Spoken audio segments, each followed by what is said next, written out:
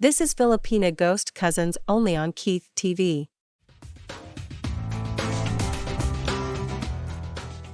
Okay, cousins, this story is going to make you want to go and investigate. Let me start by saying, around the world there are reports of the Yeti, abominable snowman, Sasquatch and, of course, Bigfoot.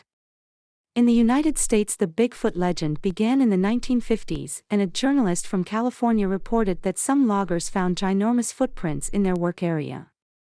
The story spread like wildfire around the United States, and so began the legend of Bigfoot. When it comes to Bigfoot sightings, most of us think of Washington State. You might be surprised to learn that Washington County, Maine has had its share of sightings, as well. Known to the Native Americans as Pomola, translated by Maine's early woodsman to Indian devil, this giant, ape-like, creature stands 6 to 8 feet tall, is covered with black or reddish hair, and may emit an odor of rotten eggs. Many names have been given to Bigfoot in Maine: the Maine Ridge Monster, Pomola, as he is known by the Native Americans, and of course, the Meddybemps Howler. Around the USA there is something like 470 individual tribes or bands or clans, and they all have different names. The stories of interacting with Bigfoot go back a long time. There is coexistence, respect and protection for Bigfoot and Native Americans, but a certain amount of distance is maintained because they are different. Now near Meddybemp Lake lives a creature many say is Maine's cousin to Bigfoot and is the subject of several legends that speak of large, dark beasts walking around in the vicinity of remote Meddybemps Lake near Moonshine Lake. There is also a legend of a family of hairy giants that have been seen crossing Stud Mill Road, north of Lower Sebago Lake in far northern Maine. In 1942, two giant creatures began to throw rocks at fishermen on the lake and sometimes stormed the canoes, swamping them by churning up the water and screaming. The Meddybemps Howler began scaring children bathing in the lake by swimming up underneath them, lifting them out of the water and dropping them back into the water. Some who claim to have seen it say it is black, while others say red, brown, gray, blonde or white. The only thing that seems to remain consistent is the horrendous smell of sulfur or rotten eggs emanating from its hairy body, just like the swamp monster in Florida. Native Americans reportedly still talk of encounters with Guacu, a great ape beast, wherein Wabanaki beliefs, whether it's Penobscot, Passamaquoddy, Micmac or Maliseet, it refers to he or they who eat a lot as they are always hungry.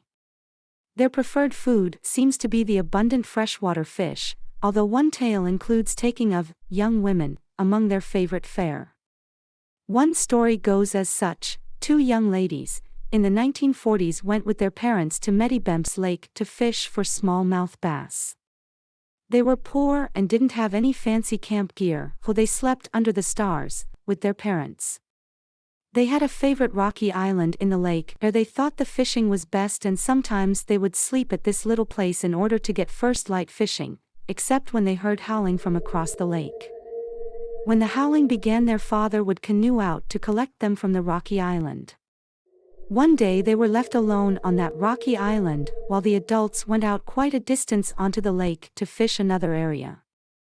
When their parents didn't get back before sunset, the howler started singing. Anxious for their parents to return, they tied up 3 smallmouth bass on string, placed them in a bucket of water, then waited and worried. The howling grew louder, and then it got quiet.